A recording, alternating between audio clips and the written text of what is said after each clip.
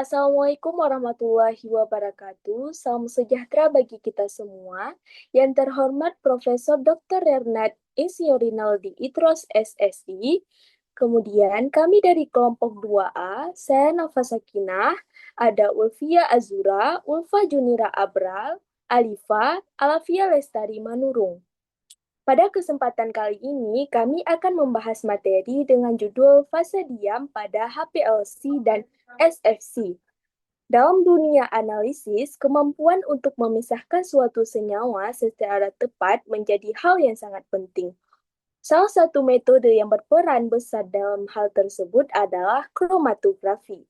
Kromatografi merupakan teknik pemisahan berdasarkan perbedaan distribusi analit antara fase gerak dan fase diam.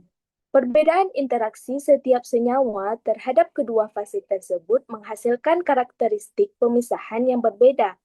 Salah satunya melalui waktu retensi. Pada perkembangan teknologi analisis ini, HPLC dan SFC menjadi metode kromatografi modern yang banyak diaplikasikan dalam bidang farmasi, pangan, dan lingkungan. Keberhasilan suatu proses pemisahan tidak hanya bergantung pada instrumen yang digunakan, tetapi juga sangat dipengaruhi oleh pemilihan fase diam sebagai komponen utama yang menentukan selektivitas dan efektivitas pemisahan. Jadi, melalui presentasi ini, kami akan membahas lebih lanjut mengenai karakteristik, jenis, serta preparasi fase diam pada HPLC dan SFC. Kemudian, saya akan mempersilahkan rekan saya, yaitu Ulfa Junira Abrar. Baik, HPLC atau High Performance Liquid Chromatography adalah teknik kromatografi yang menggunakan fase gerak berupa cairan yang dipompa melalui kolom dengan tekanan tinggi. Prinsip kerjanya dimulai dari injeksi sampel ke dalam sistem. Sampel kemudian dibawa oleh fase gerak menuju kolom yang berisi fase diam. Selama melewati kolom, setiap komponen sampel berinteraksi dengan fase diam dengan kekuatan yang berbeda-beda. Komponen yang memiliki afinitas lebih kuat terhadap fase diam akan tertahan lebih lama, sedangkan yang interaksinya lebih lemah akan keluar lebih cepat. Perbedaan waktu keluarnya komponen ini disebut waktu retensi dan akan direkam oleh detektor sebagai kromatogram. Dengan demikian, pemisahan pada HPLC sangat ditentukan oleh interaksi antara analit, fase gerak, dan fase diam. Selanjutnya ada konsep dasar fase diam. Fase diam atau stationary phase adalah material yang berada di dalam kolom dan tidak bergerak selama proses kromatografi berlangsung. Fungsi utama fase diam adalah memberikan tempat interaksi bagi analit sehingga terjadi proses pemisahan. Semakin kuat interaksi antara analit dengan fase diam, semakin lama analit tersebut tertahan di dalam kolom. Oleh karena itu, karakteristik fase diam sangat menentukan kualitas pemisahan yang dihasilkan. Kemudian ada SFC. SFC atau Supercritical Fluid Chromatography merupakan teknik kromatografi yang menggunakan fluida superkritis sebagai fase gerak. Umumnya karbon dioksida superkritis. Fluida superkritis adalah zat yang berada di atas suhu dan tekanan kritisnya sehingga memiliki sifat antara cairan dan gas. Pada SFC, sampel dibawa oleh CO2 superkritis melewati kolom yang berisi fase diam. Selama proses tersebut, terjadi interaksi antara analit dan fase diam yang menghasilkan pemisahan. Keunggulan utama SFC dibandingkan HPLC sendiri adalah viskositas CO2 yang rendah, sehingga aliran fase gerak lebih cepat dan waktu analisis menjadi lebih singkat. Selanjutnya, karakteristik fase diam. Pada slide ini ditunjukkan karakteristik yang harus dimiliki oleh suatu fase diam agar mampu menghasilkan pemisahan yang baik. Karakteristik pertama adalah luas permukaan yang tinggi. Semakin besar luas permukaan fase diam, semakin banyak situs aktif yang tersedia untuk berinteraksi dengan analit. Hal ini dapat meningkatkan retensi dan efisiensi pemisahan. Karakteristik kedua adalah struktur pori yang seragam. Pori yang seragam memungkinkan aliran fase gerak menjadi lebih merata sehingga menghasilkan pemisahan yang lebih efisien dan reproduksibel. Karakteristik ketiga adalah stabil terhadap tekanan tinggi.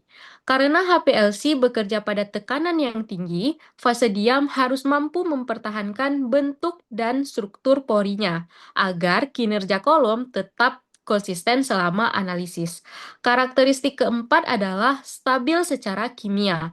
Fase diam harus tahan terhadap berbagai kondisi seperti asam, basah, oksidator, maupun pelarut organik sehingga tidak mudah mengalami degradasi.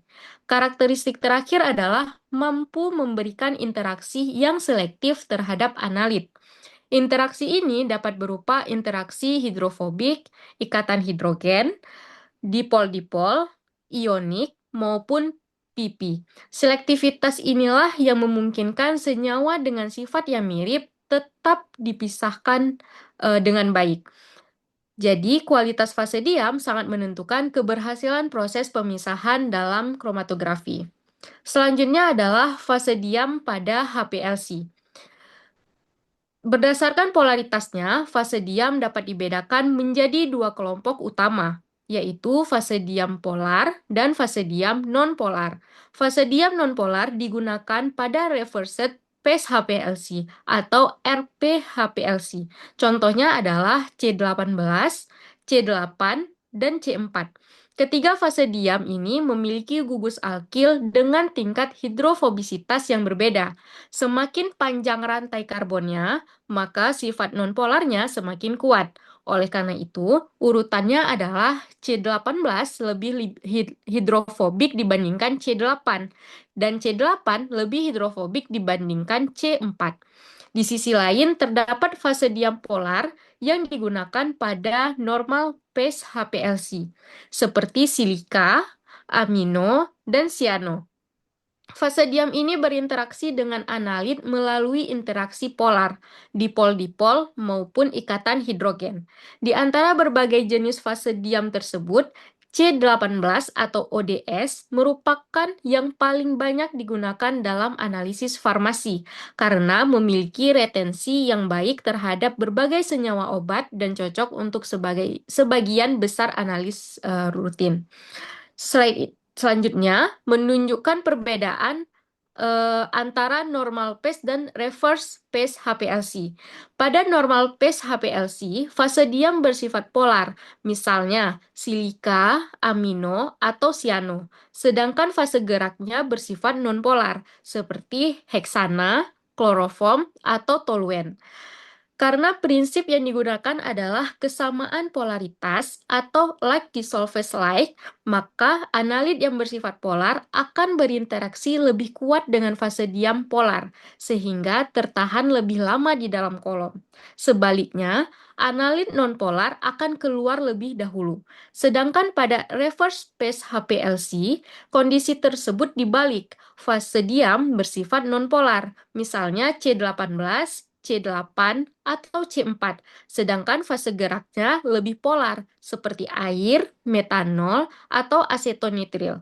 Dalam sistem ini, analit nonpolar akan berinteraksi lebih kuat dengan fase diam nonpolar, sehingga tertahan lebih lama. Sebaliknya, analit polar akan lebih cepat terbawa oleh fase gerak dan keluar terlebih dahulu dari kolom. Karena sebagian besar senyawa obat memiliki karakteristik yang sesuai dengan sistem ini, dan fase geraknya juga lebih praktis digunakan, maka reverse phase HPLC menjadi mode yang paling banyak digunakan dalam analisis farmasi modern.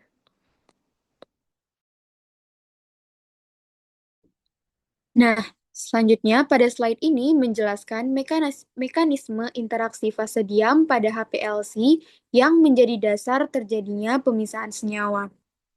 Ketika sampel diinjeksikan ke dalam sistem, fase gerak akan membawa seluruh komponen sampel menuju kolom yang berisi fase diam.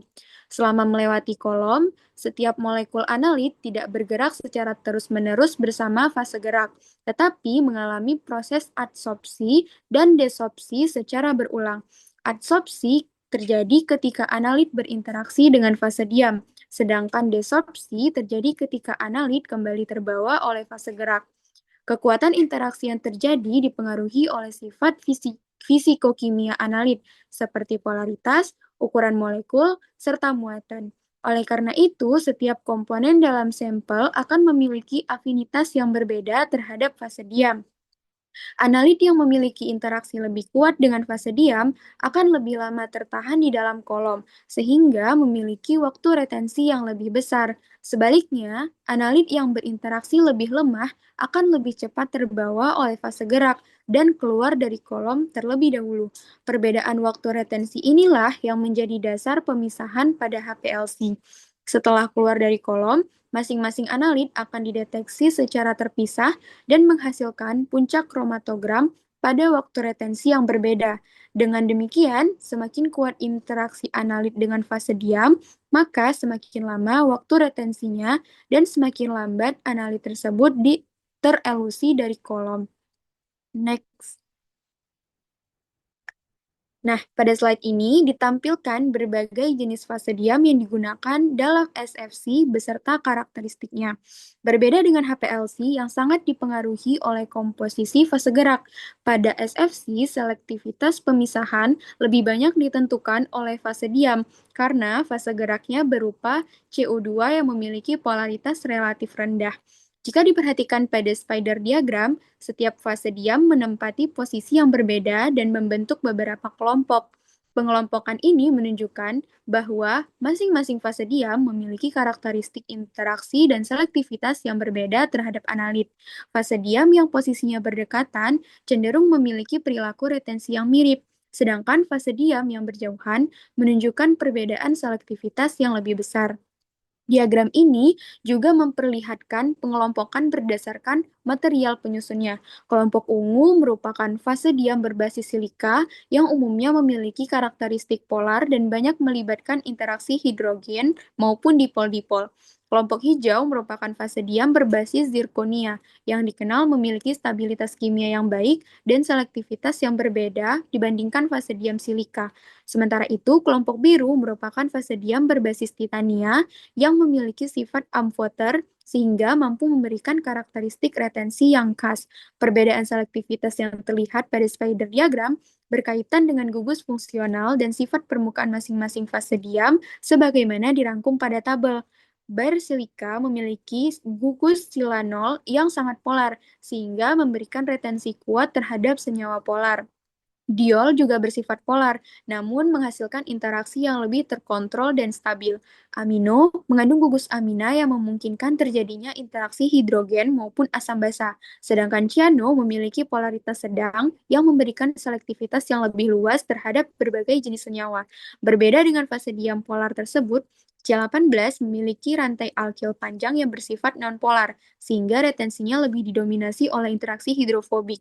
Selain itu, terdapat fase diam kiral yang digunakan secara khusus untuk memisahkan enantiomer melalui interaksi stereospesifik.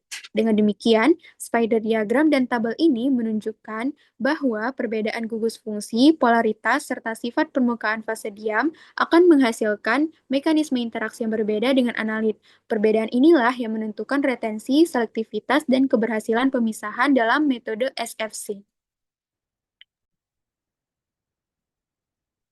Baik, pada slide ini saya akan menjelaskan mengenai mekanisme interaksi fase diam pada SFC.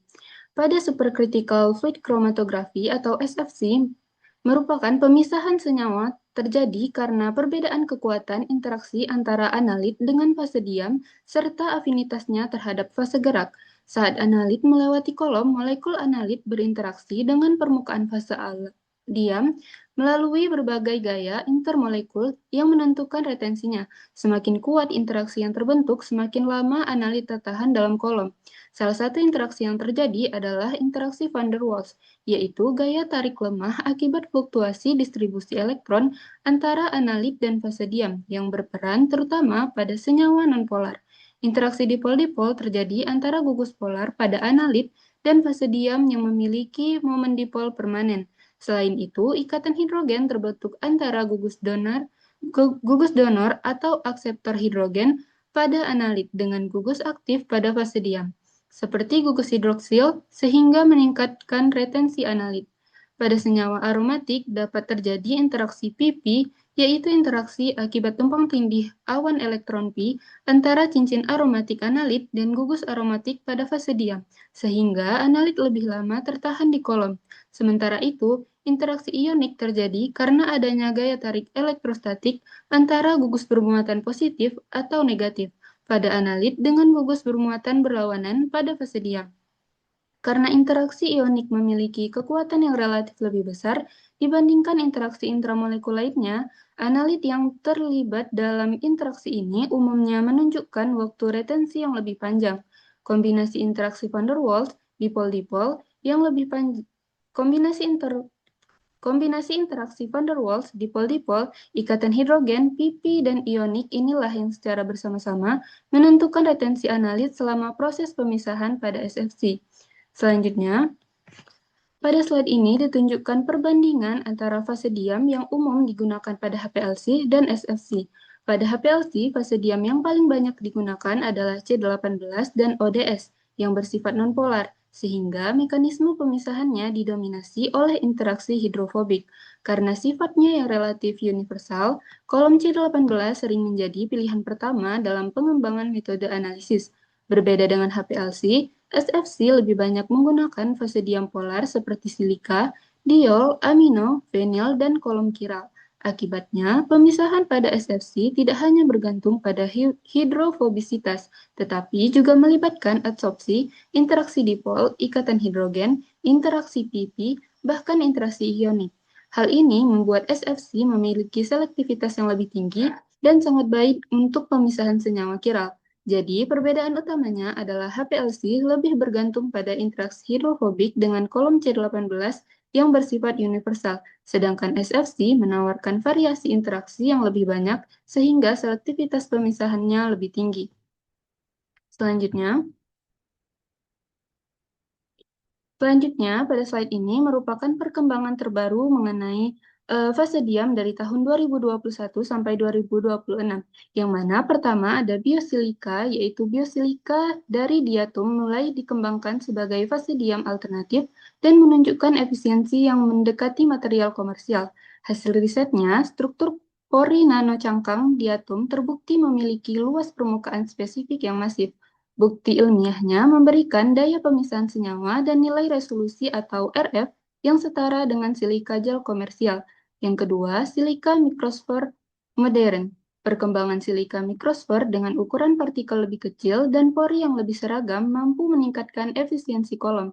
Hasil risetnya, penggunaan partikel mikrobulat sempurna kurang dari 3 nanometer berhasil menekan efek jalur ganda atau eddy diffusion. Bukti ilmiahnya menaikkan efisiensi jumlah plat teoritis kolom serta mempercepat waktu analis hingga 40%. Yang ketiga ada fase diam ramah lingkungan. Penelitian terbaru berfokus pada pengembangan fase diam yang lebih berkelanjutan dan mendukung konsep green chromatografi.